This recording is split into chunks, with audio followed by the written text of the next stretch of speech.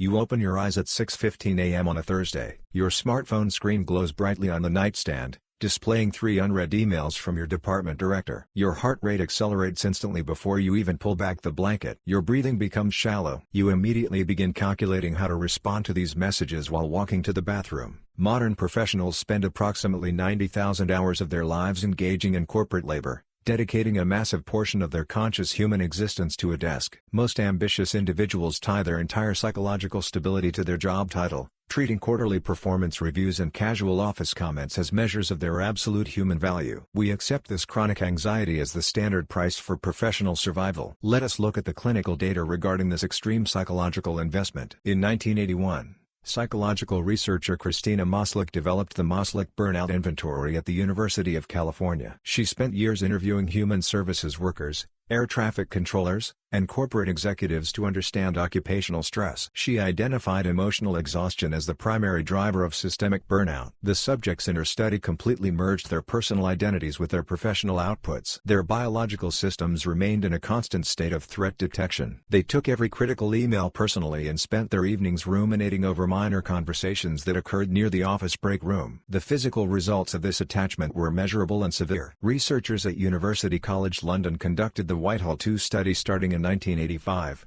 tracking the health of over 10,000 British civil servants across several decades. The researchers found that employees experiencing high job demands combined with deep emotional overcommitment suffered a significantly higher risk of cardiovascular disease. The human body physically degrades when you treat a corporate spreadsheet as a matter of life and death. Now consider an alternative approach to occupational survival. In 2012, organizational psychologist Sabine Sonnentag published comprehensive research on a concept called psychological detachment. She measured how employees recover from job stress during their off hours. Sonnentag found that employees who completely disengaged their minds from work issues experienced higher life satisfaction, lower fatigue, and fewer depressive symptoms. They completely ignored work-related thoughts after leaving the building. They refused to answer weekend emails. They engaged in hobbies requiring total cognitive absorption, like learning a complex language or doing heavy physical training. They deliberately severed the mental connection linking them to their managers. Sonnentag identified 4 specific psychological experiences required for recovery from work stress. The first is psychological detachment,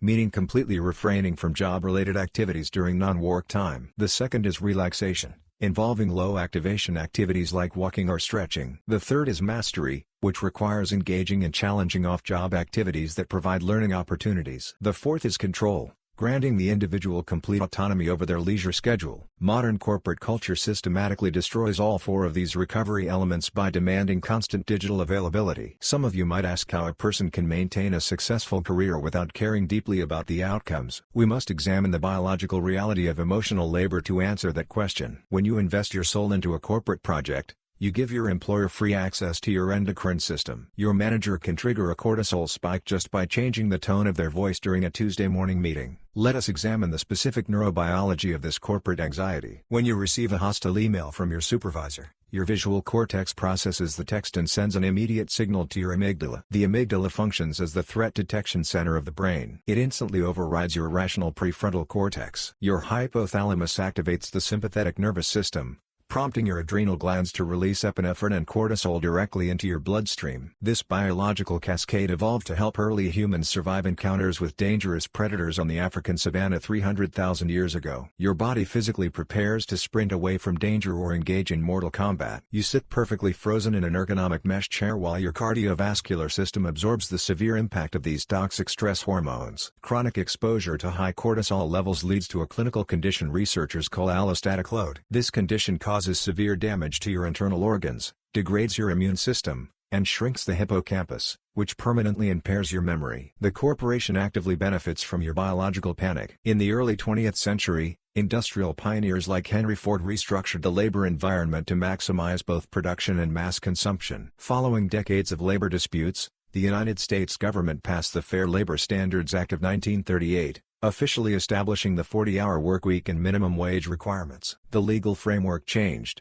yet the fundamental dynamic remained identical. The modern corporate framework requires your deep emotional investment to extract discretionary effort. Discretionary effort represents the unpaid, Uncontracted labor you perform when you stay at the office until 8 p.m. trying to impress a vice president. The company relies on your fear of social rejection to generate surplus value. We can look back to the year 68 AD in the Roman Empire to find the original framework for professional detachment. Epictetus lived as a slave in Rome, serving a wealthy and reportedly cruel master named Epaphroditus. Epaphroditus worked directly as an administrative secretary to Emperor Nero. Epictetus occupied the lowest possible tier of the Roman social hierarchy. He possessed zero legal rights, faced daily physical abuse, and could never contact a human resources department to complain about his working conditions. Epictetus survived this environment by developing a strict mental framework based on the dichotomy of control. He categorized his entire world into two separate columns. Column A contained his own thoughts, his internal judgments, and his personal choices. Column B contained his master's mood,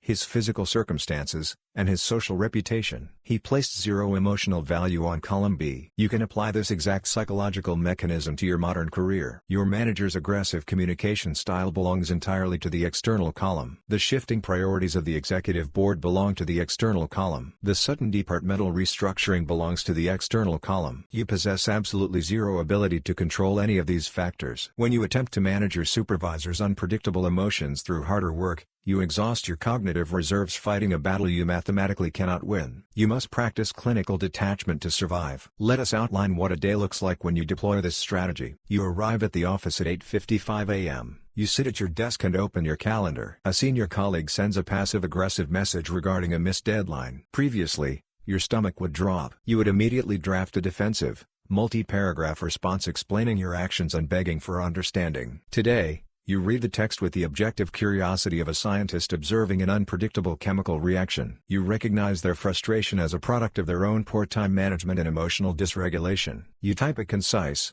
factual reply containing exactly 3 sentences. You state the current status of the project, provide the delivery time, and ask for their preferred next steps. You strip away all apologies and emotional justifications. You send the message and return your focus to your primary task. Consider the annual performance review. Corporations designed this ritual specifically to reinforce the power dynamic between labor and management. You sit across from a person who holds direct authority over your financial compensation. They present a document listing your minor failures from the past 12 months. An emotionally attached employee views this document as a devastating critique of their fundamental character. They will argue, justify their actions, and leave the room feeling deeply inadequate. A detached employee approaches the exact same meeting with the cold calculation of an external auditor. You listen to the feedback. You extract any actionable data that might improve your technical efficiency. You completely ignore the subjective, manipulative commentary. You nod, sign the required paperwork, and leave the room without experiencing a single spike in your heart rate. Clinical psychologists recommend a specific tactic known as the gray rock method for interacting with hostile individuals. You make yourself as uninteresting and unresponsive as a pebble on the ground. When your toxic boss raises their voice in a conference room, you maintain a neutral facial expression. You deliberately slow down your breathing to activate your parasympathetic nervous system. You wait for them to finish speaking entirely. You offer a flat,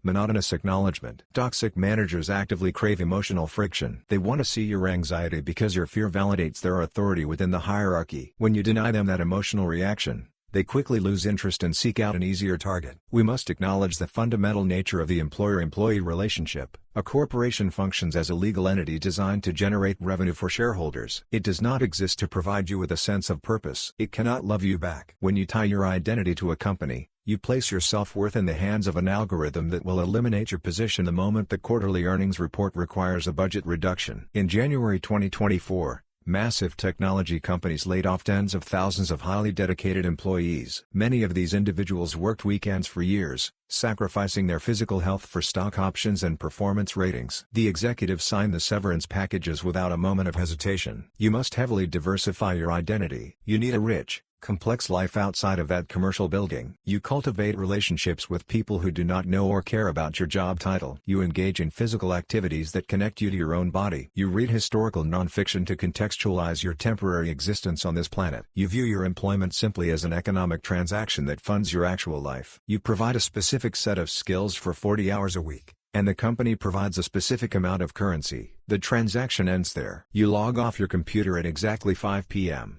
You ignore the incoming notifications on your phone. The urgent crisis belonging to the marketing department remains inside the marketing department. You step out of the building and breathe the evening air. The city moves around you while the street lights turn on. You reclaim your physiological autonomy. You remember that your career represents only a tiny fraction of your human experience. You walk home knowing that your peace of mind belongs entirely to you.